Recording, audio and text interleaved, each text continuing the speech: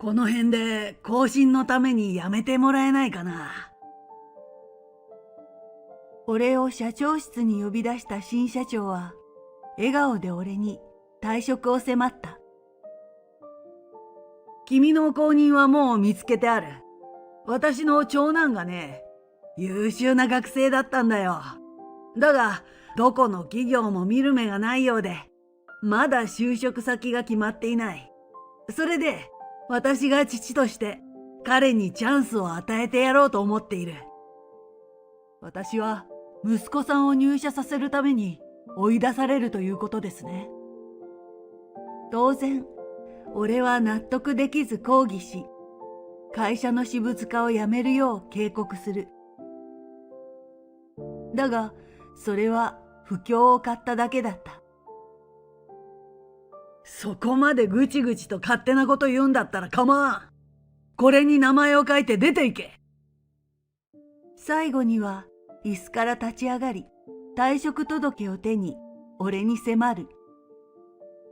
俺は何を言っても無駄だと諦めて退職届に記入をした。そしてそれを社長に差し戻し、一言付け加える。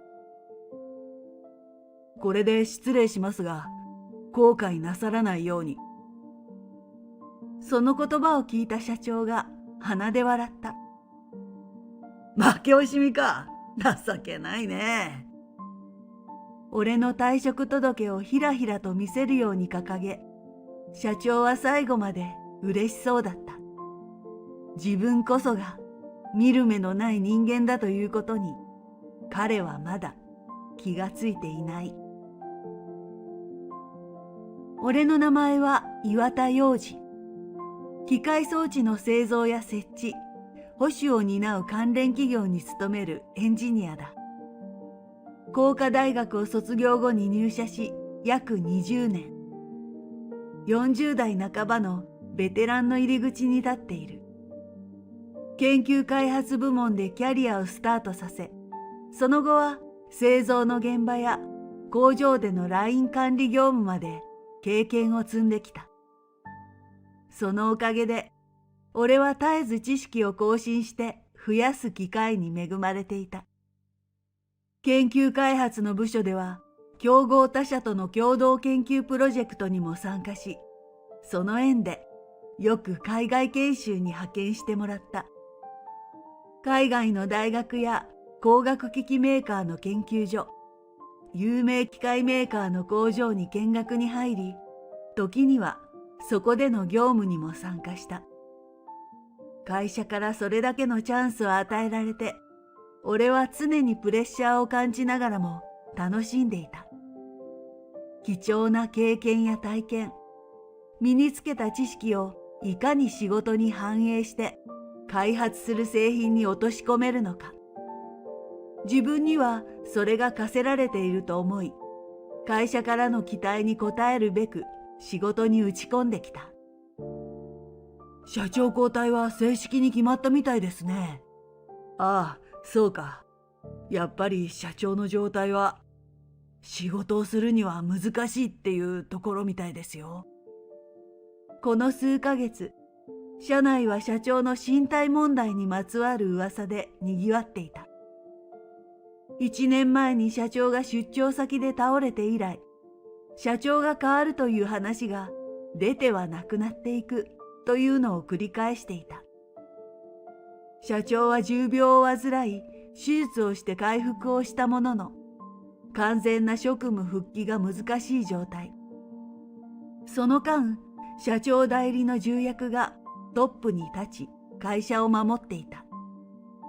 だがつい最近、社長交代が正式に決まったという話が社内で広まっていた。新社長は外部から招くみたいですね。ああ、それは聞いたな。銀行から出向してくるとか。社長が変わると決まってから、その先の噂が出回るのは早かった。新社長は会社の融資元である銀行からやってくる。その銀行マンの名前は牧野さんといい、コンサルティング会社にいた経歴もある企業管理のスペシャリストと言われている。誰が仕入れたのかはわからないが、牧野新社長の情報は次々と耳に飛び込んだ。あんまりいいとは言えない噂も聞くけどね。そうなんですか？ああ、なんだかこういう他所への出向は本望じゃないみたいな。牧野さんはうちの会社を引き受けることに気乗りがしていない。それも俺は噂として聞いた。経営コンサルタントからヘッドハンティングで銀行にくら替えし、本人はそれこそ頭取を目指して出世を目論んでいたらしい。しかし銀行側からうちの会社への出向を命じられ、今はその不満を漏らしているのだそうだ。うちはほら、歴史は長い会社かもしれないけど上場もしてない。特別名の知れた会社でもないからね。牧野さんっていう人はどうもそれがご不満らしい。社長職を任されるにしても、牧野さんの希望は一部上場企業。うちの会社のこれまでの実績と業績は牧野さんも把握してくれているという話だが、正直なところ地味な会社というのが気に食わずにいる。牧野新社長の門出は会社への合流前から前途多難の様相だった。私は皆さんに任せて様子を見させてもらいます。まずはそこから今後の計画は全てを把握してから練らせてもらいます。牧野新社長は就任の挨拶でそう語った。笑顔は見せず、終始真顔で用意してきた原稿を読み上げる。私にとってはあまり親しみのない分野の企業であり、皆さんのこともまだわかりません。原稿から顔を上げずに、ただひたすら文字を追うだけ。牧野さんの挨拶には全く気持ちが入っていなかった。私はいわば門外漢です。そんな私に力を貸していただきたく思います。牧野さんの読み上げに気持ちは乗っていないが、原稿の内容自体は真摯なメッセージが込められているようだった。おそらく誰かが考えたのだろうと俺は考え、つまらなそうに挨拶を続ける牧野さんの姿を眺めた。牧野さんはそれから新社長として会社の一員になった。だが、なんというかそれだけ。牧野さんが社長になったからといって何かが起きるわけではない。牧野社長は会社に興味を持っていないな。牧野さんの社長就任から10日ほど経った頃、上司が苦笑した。営業と開発系部門を束ねている上司は、数日前に重役たちと共に牧野さんに挨拶をしたのだという。とりあえず話は聞くんだけど、こちらに何を尋ねるわけでもないんだよ。上司と重役たちの挨拶には、牧野さんへのレクチャーも含まれていたそうだ。会社の体系と関連企業について、この数年の会社の財務状況と詳細な収支報告。上司と重役たちは時間をかけて牧野さんに説明したそうだが、牧野さんは気だるそうに座ったまま黙っていたらしい。何かありませんかってこっちが尋ねてもだんまりで。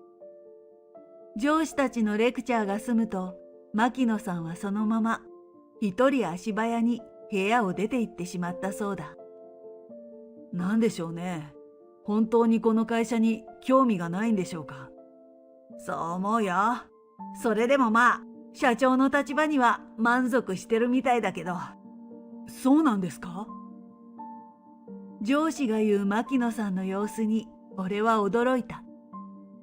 社長就任挨拶で見せていたそっけなさと就任前の前評判。俺にとってはその印象が強く残っていて、牧野さんはてっきりうちの会社と社長職を嫌っているのだと思っていた。しかし上司によれば、牧野さんは社長の肩書きを気に入り、越に言っているというのだ。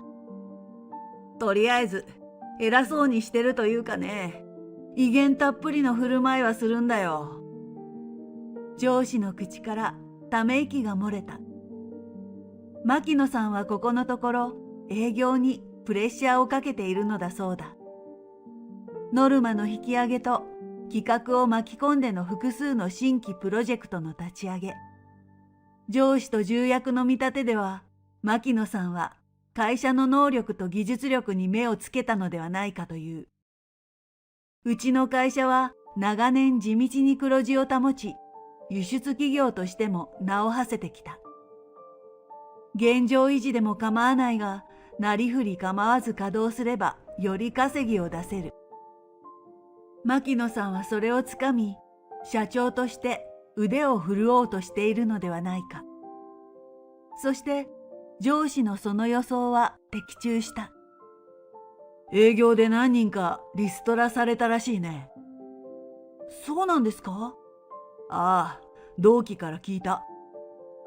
牧野さんの取る拡大路線は営業と企画に大きなショックを与えていた。厳しいノルマと複数プロジェクトの同時進行による過密日程。その煽りを受けて営業と企画の足並みが乱れていた。ノルマがどうとか未達成者が追い出されたらしい。企画を進めながら新規契約を取らなければならなくなった営業部は特に混乱が大きかった。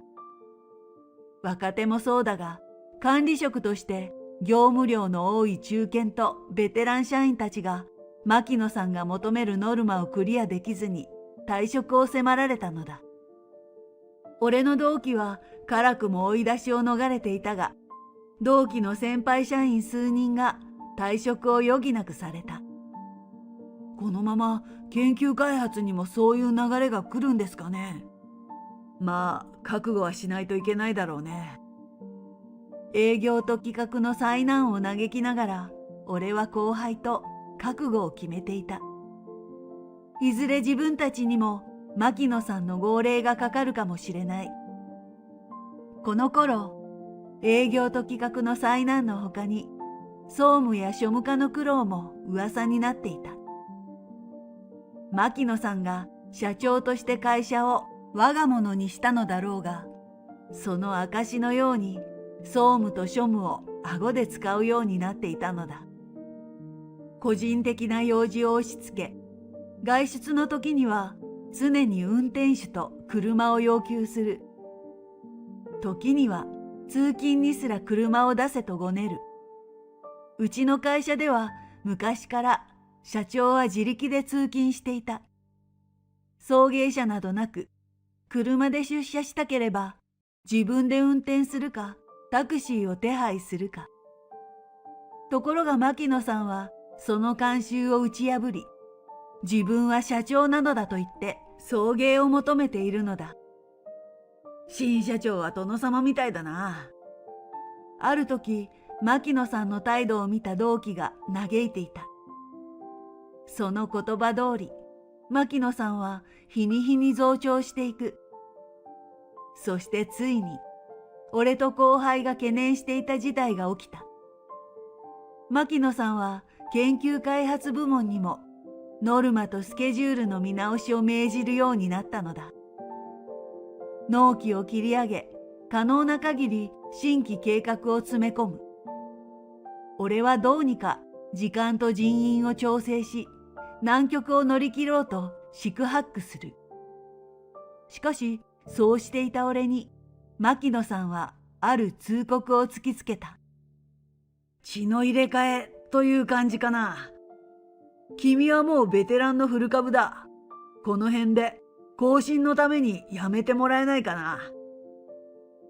俺を社長室に呼び出した牧野さんは、笑顔で俺に退職を迫った。牧野さんの社長就任から数ヶ月、すっかり会社の実権を握った牧野さんは、どの部署に対してもなりふり構わず大なたを振るうようになったのだ。君は経験もあって経歴も悪くないんだが、年齢はネックだよ。今時の優秀な若手を差し置いて、年齢と経験だけを武器に威張り散らしているように見えるよ。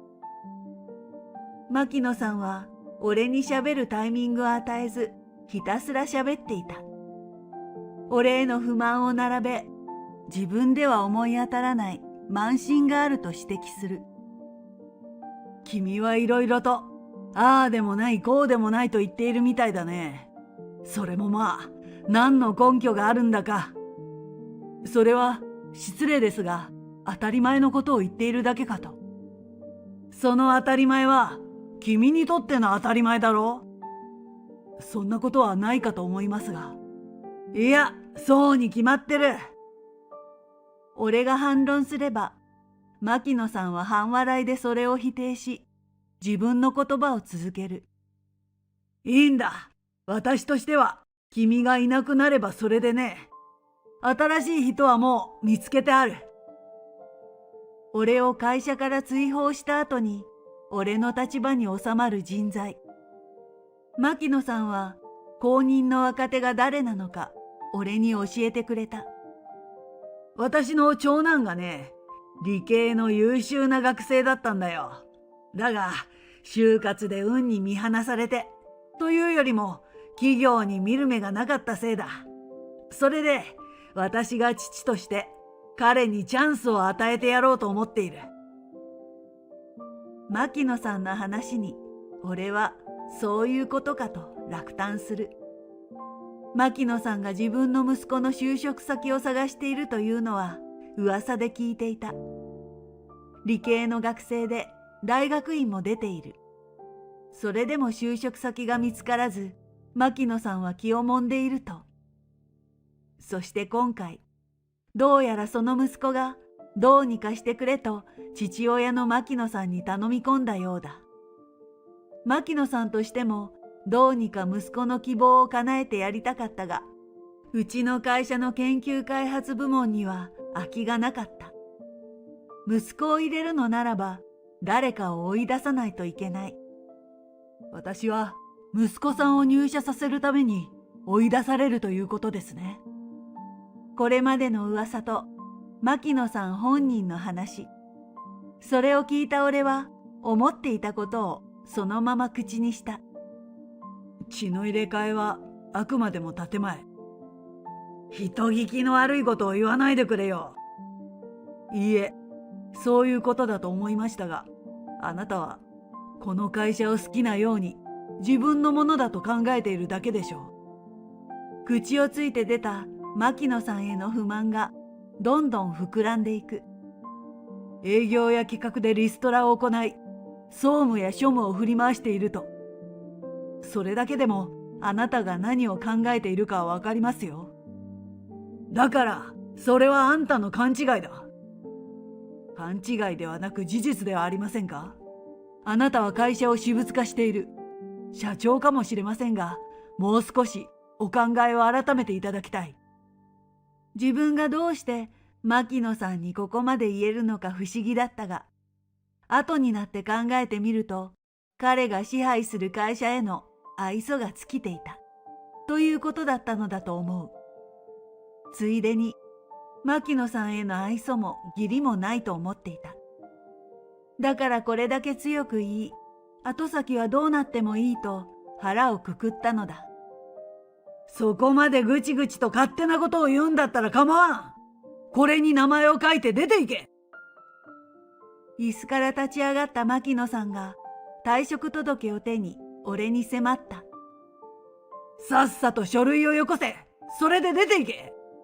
わかりました。退職届を出されれば俺にやれることなどもうない。俺は何を言っても無駄だと諦めて退職届に記入をした。それを牧野さんに差し戻し、一言付け加えた。これで失礼しますが、後悔なさらないように。この一言を強がりと受け取られても構わない。ただどうしても牧野さんに言っておきたかったのだ。牧野さんは俺の言葉を鼻で笑った。負け惜しみか。情けないね。俺の退職届をひらひらと見せるように掲げ、牧野さんは最後まで嬉しそうだった。退職から1ヶ月後、俺は転職先を見つけてすでに働いていた。転職先は前職の競合他社で、業界最大手の上場企業。実を言えば、俺は数年前からこの会社からスカウトを受けていた。年俸制での契約で研究部門の管理職を約束する。将来的には顧問として会社に残り、その時には付属の研究所の所長職を用意する。それがスカウト時に提示された条件だったが、その当時の俺は前の職場に何の不満もなくスカウトを辞退していた。しかし俺が次の仕事を探さざるを得なくなり、ダメ元でスカウトは有効なのか今の職場に尋ねることになったのだ。今の会社は俺の失礼な頼みを聞き入れ、俺をかつて提示した条件そのままで雇ってくれた。おかげで俺は今、研究開発部門のトップとして仕事に集中させてもらっている。途中参加のプロジェクトや自分で企画した新規計画の指揮を取りながら、早くも結果も残していた。新製品の開発とその成果を認められ、表彰も決まっている。退職した時には心細さもあったが、今はそれも忘れて仕事のありがたさを実感していた。俺はこのままこの会社で人生を全うする。そう気持ちを切り替え、以前のことは考えないように過ごす。それが当たり前になりつつあったある日、俺は会社のロビーで前職時代の同僚と再会した。あ、どうしたんです？こんなところで。同僚は人材管理系の部署にいた先輩社員で、俺の顔を見ると表情を緩めた。久しぶりだね。ああ、俺も会社を出されて、紹介を受けて、こちらの面接を受けさせてもらったんだ。そうだったんですか。元同僚は俺と同じように牧野さんに退職を迫られていた。血の入れ替えと言われ、年齢を理由に会社を追い出される。まあ、もうどうにもならないさ。と、元同僚は誰に言うでもなさそうにつぶやいた。話を聞けば、前の職場は牧野さんが独裁体制を敷いて閉塞した状態になっているようだ。拡大路線はうまくいかず、業績は落ちて改善策も不発に終わっていた。それでもまあ、君がいなくなったことが一番大きいよ。うちの目玉製品が作れなくなったんだから。ああ、まあそうですね。元同僚の苦笑に俺も付き合う。元同僚が言う目玉製品とは、俺が開発して特許を取得した太陽光パネルとその制御システムだ。従来製品よりも発電量を向上させ、メンテナンスと制御システムを一元化してコンパクト化した。狭い土地にも設置可能で、システムのプログラムを変えれば建物の屋上での使用も可能。この製品の特許を俺が持つに至ったのは当時の社長の配慮のおかげだ。社員の功績と対等な権利を認めるという社長の方針から、俺は自分の名前で太陽光パネルに関する特許を得ていたのだ。牧野さんは君のことを調べもせずに追い出したんだね。そうみたいですね。だから君がいなくなって愕然としていたよ。どうして太陽光パネルが作れないのかと。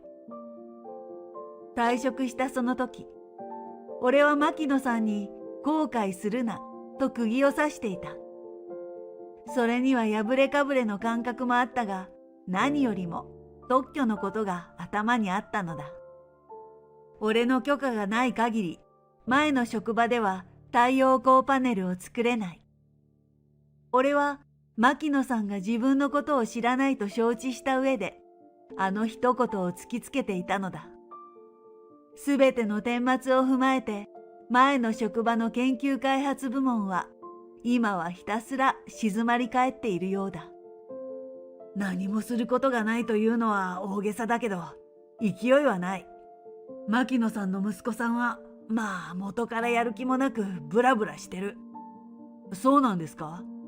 ああ、牧野さんは息子さんが就職できなかったのは企業に見る目がなかったからと言うけど、あれはもう息子さんの資質の問題だよ。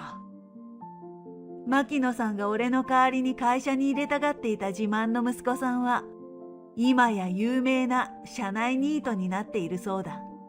仕事もせず、指示されることを嫌い、社長の息子としてふんぞり返ってスマホをいじるだけ。ゲームをしているか、マッチングアプリをしているか。とにかく、牧野さんの息子というのは使い物にならないと言われている。まあそんなことだから、今は僕もせいせいしてる。そうですか。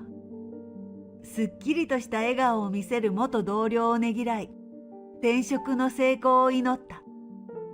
俺は元同僚と別れ、仕事に戻る。前の職場の惨状を思うと気の毒だが、牧野さんのしていることを思えば仕方がないと思うほかなかった。元同僚との再会から数日後、俺に牧野さんから電話があった。内線でつながれ、何事かと電話を取ると、牧野さんは余裕の口ぶりで笑っていた。あんたがどうしているかと思ってね。まあ仕事は見つかったらしいけど。ええ、ひとまず仕事には困っていませんね。牧野さんが何を言いたいのかつかめず、俺は適当に返した。その後もしばらく取り留めのない話を続けたが、そのうちに牧野さんから太陽光パネルという言葉が出てきた。あのパネルはいい製品だ。何もできないのはもったいないと思わないか？